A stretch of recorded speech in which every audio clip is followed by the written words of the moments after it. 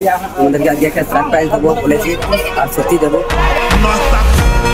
দীপ ভাই দণ্ডি কেটে যাওয়ার পথে সামনে পড়লেন রঞ্জিত মল্লিক, আমাদের বাংলার হিরো। কি বললেন আর ঘটনাটা সত্যি না মিথ্যা, ভিডিওটা পুরো দেখুন। বর্ধমানের ছেলে আমি, বর্ধমানে থাকি, বর্ধমান সুন্দর জায়গা, মন্দ বলছি নাকি। দণ্ডি কেটে যাওয়ার পথে গ্রামের কাঁচা রাস্তা ধরে হাঁটছিলেন দীপ ভাই। শরীর ভিজে গেছে ঘাম আর ধুলোয়, তবু তার চোখে এক ধরনের আলো, যেন কোনো অদম্য শক্তি তাকে সামনে এগিয়ে নিয়ে চলেছে। হঠাৎ রাস্তার একপাশে দাঁড়ালো একটি কালো গাড়ি। গাড়ি থেকে নামলেন বাংলার জ্ঞানীম্যানী হিরো রঞ্জিত মল্লিক। চারপাশের লোকজন অবাক হয়ে তাকিয়ে আছে।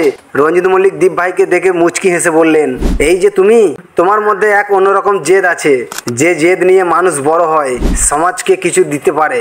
তোমার দণ্ডি কাটার এই যাত্রা শুধু খেলার নয়, একটা মানুষের মনে বিশ্বাস জাগায়। দীপ ভাই মাথা নত করে বললেন, আপনার মতো মানুষ যদি আশীর্বাদ করেন, তবে আমি যে কোনো কষ্ট সহ করতে পারবো। গোটা মুহূর্তটা হয়ে গেল সিনেমার দৃশ্যর মতো। গ্রামের মানুষ হাততালি দিয়ে উচ্ছ্বাস দেখালো। সেই দিনের ঘটনা সবাই মনে রাখলো, আর দীপ ভাইয়ের যাত্রা হলো আরও শক্তিশালী। এই গল্পটি কল্পনা, তবে ভবিষ্যতে হয়তো এমনও সত্যি হতে পারে, কে জানে। লাইক করুন, কমেন্টে আপনার মতামত লিখুন, আর শেয়ার করে সবারই কাছে পৌঁছে দিন। ছড়িয়ে দাও ঘরে ঘরে, সবাই জানুক দীপদার দণ্ডি কেটে আদিযোগীর পথে রওনা দিয়েছে। দীপদার যাত্রা ভাইরাল করতে সকলকে শেয়ার করতে হবে। গল্পটি ছিল মিথ্যা, তবে সত্যিও হতে পারে একদিন।